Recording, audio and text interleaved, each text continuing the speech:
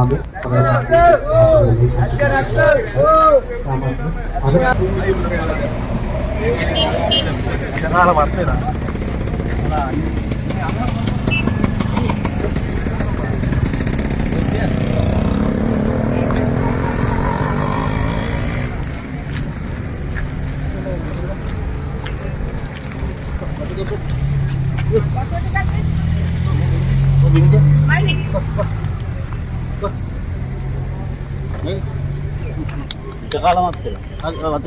ඔන්න උවමනාවකට දෙකරින් ගන්න.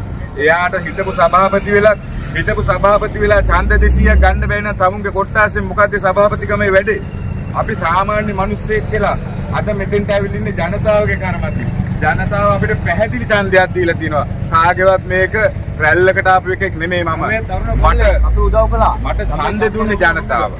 ඒ ජනතාවත් එක්ක මම පාරට ආවේ ජනතාවත් අරගෙන මම වැඩි දේවල් කරනවා මට සාධාරණයක් කරන්න. අපි බලාපොරොත්තු වෙන්නේ අපේ සාධාරණ විතරයි.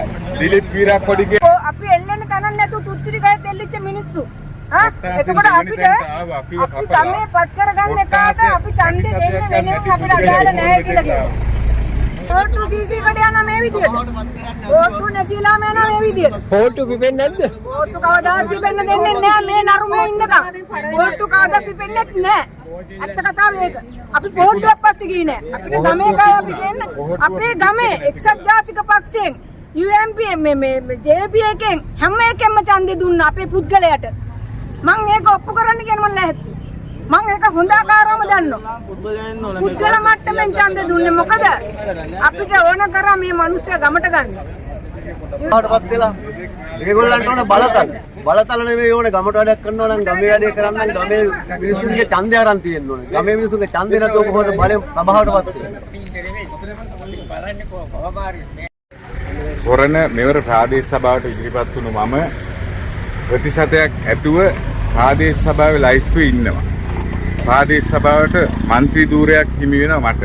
නමුත් මේ മന്ത്രി ධූරය මට හිමි කළ දෙන්නේ මගේ ජනතාව.